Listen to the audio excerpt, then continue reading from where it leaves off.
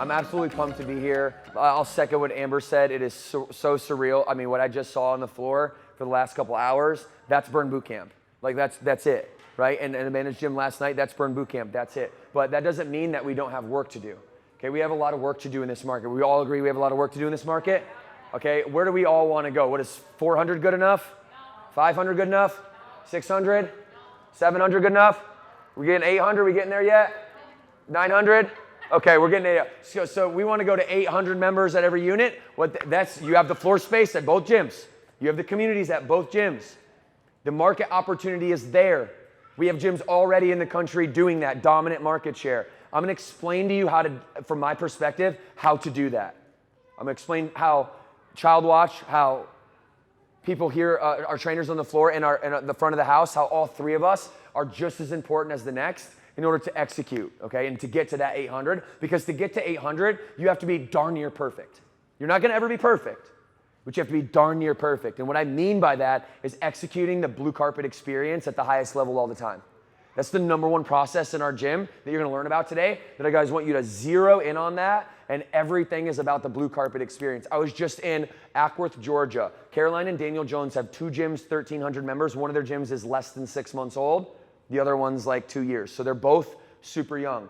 Okay, I said, Caroline, Daniel, what are you guys doing to have two gyms under 2 years and 1,300 members? I mean, think about how that completely changes the life of them, their teams, their ability to grow. And you know what they told me? What do you think they told me? DK, just following the playbook. We're just following the playbook. You guys are the quarterbacks of the brand.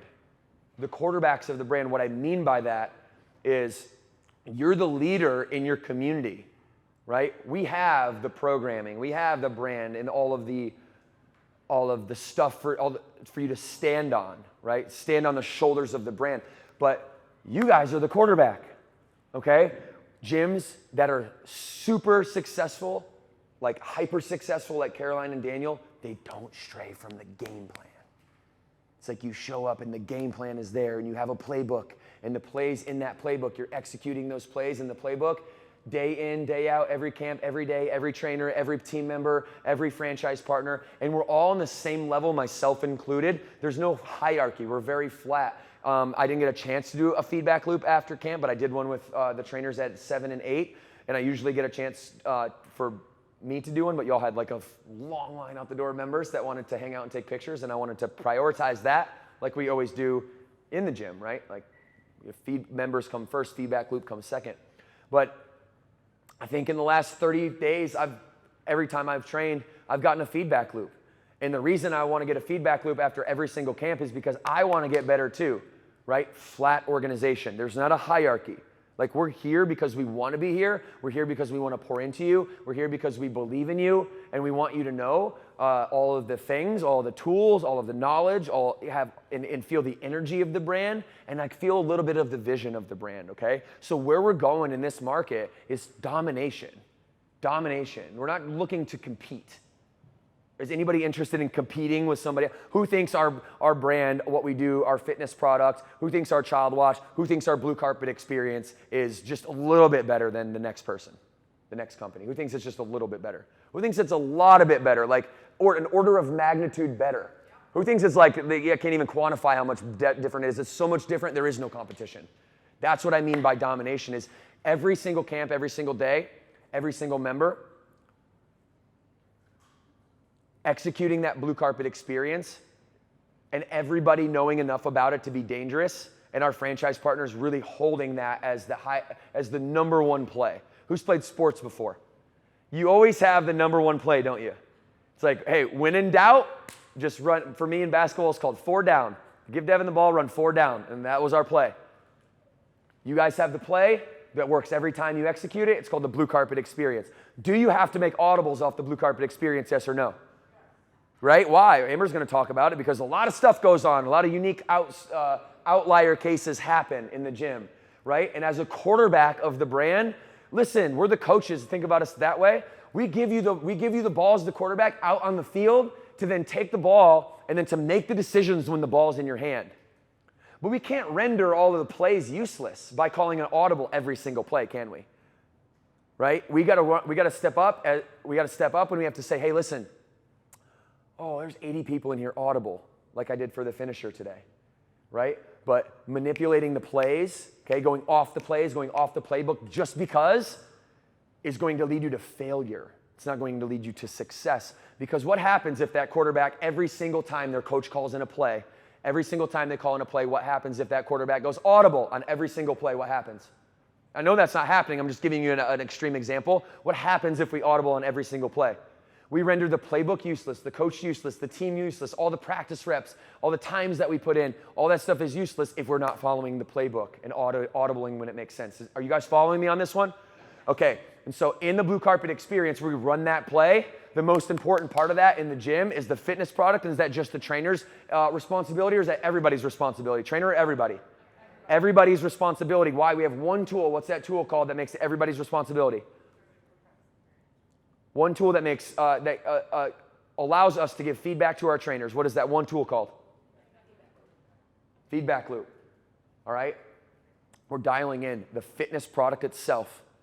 The fitness product itself is what I'm going to spend the last 2 minutes on. Okay? It's our bread and butter. We all think we do it better than everybody else. And here's the punchline.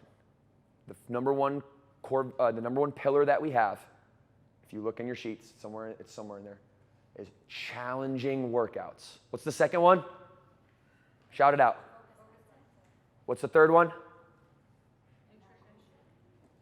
Nutrition. Community. What's the fifth one? Goal setting. Perfect. Number one, most important, challenging workouts.